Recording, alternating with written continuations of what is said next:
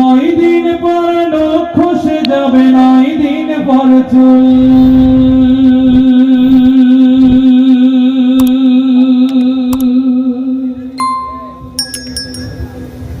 কবর গাহের সামান নিতে কইল না কেউ ভুল।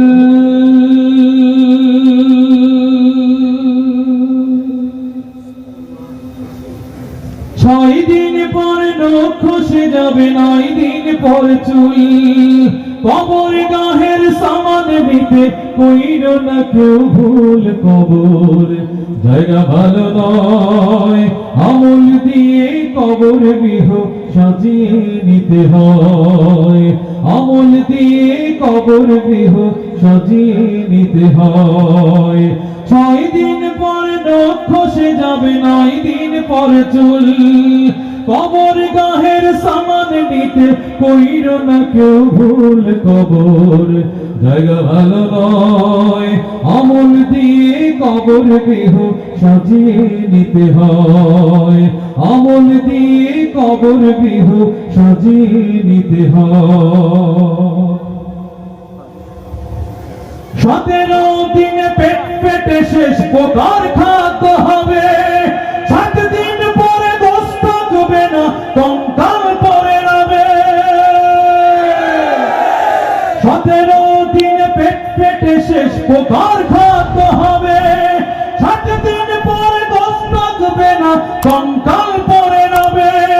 90 দিন হাড়গুলি সব, 90 দিন হাড়গুলি সব আলাদা হয়ে রয়। কবর জায়গা ভালো নয়, আমল দিয়ে কবর গৃহ সাজিয়ে নিতে হয়। আমল দিয়ে কবর গৃহ সাজিয়ে নিতে হয়। 6 দিন পর নখ খসে যাবে, 9 দিন পর চুল। কবর গাহের সামান নিতে কইল না কেউ ভুল। কবর জায়গা ভালো নয়, আমল দিয়ে কবর গৃহ সাজিয়ে নিতে হয়। আমল দিয়ে কবর গৃহ সাজিয়ে নিতে হয়। দেহের চেয়ে অহং বড়, লোভ লালসার পাহাড়।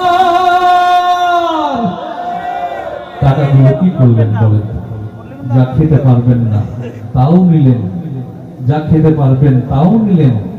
একবারের জন্যই দিনমজুর, রিক্সা চালক, গরিব মানুষ, বাংলার সাধারণ মানুষের মুখের দিকে তাকিয়ে কিন্তু একবার মায়া হয়নি যে আমি কার টাকা মেরেছি, কোথায় সেই টাকা? খেতে তো পারেন। সুতরাং দেহের যতটুকু অবস্থান হালাল রুজি করতে হবে। অবৈধ ইনকাম হলে আল্লাহ বলেছে যদি তুমি কারো হক মেরে খাও, ওইটার দায়ভার আমি আল্লাহ নিতে পারবো না। এবার আপনারাই বোঝেন আপনাদের রায় কি হয়ে গেছে। দেহের চেয়ে অহং বড়, লোভ লালসার পাহাড়। হিংসায় চলে বিবেক হোক, নফসের কারো আহার। দেহের চেয়ে অহং বড়, লোভ লালসার পাহাড়। হিংসায় চলে বিবেক হোক, নফসের কারো আহার। আমার কারণ সবারই এই, আমার কারণ সবারই এই পরিণতি পরিচয়। কবর জায়গা ভালো নয়, আমল দিয়ে কবর গৃহ সাজিয়ে নিতে হয়। আমল দিয়ে কবর গৃহ সাজিয়ে নিতে হয়। 6 দিন পরে নখ খসে যাবে, 9 দিন পরে চুল। কবর গাহের সামান নিতে কইল না কেউ ভুল। কবর জায়গা ভালো নয়, আমল দিয়ে কবর গৃহ সাজিয়ে নিতে হয়। আমল দিয়ে কবর গৃহ সাজিয়ে নিতে হয়। আমল দিয়ে কবর গৃহ সাজিয়ে নিতে হয়। আমল দিয়ে কবর গৃহ সাজিয়ে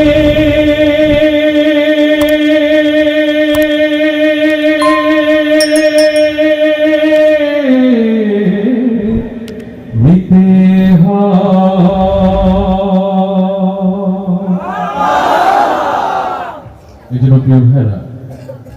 কবর যদি সুন্দর করতে চান, একজন সাহাবীর নাম বলে দেই, সেই সাহাবীর জীবন। এই যে প্রযুক্তি আমাদের সবার পকেটে, হাতে, কাছে, প্রযুক্তি আমাদের গ্রাস করে রেখেছে। সুতরাং ওই প্রযুক্তিকে বলবেন, হে মোবাইল, হে নেটওয়ার্ক, তুমি আবু যর গিফারির জীবনীটা আমাকে দেখাও। আপনাকে নেট, প্রযুক্তি আবু যর গিফারির জীবনীর সামনে এনে দেবে। আপনি জেনে যাবেন আবু যর গিফারি এই দুনিয়ার মায়ামোহ কতটুকু ছিল।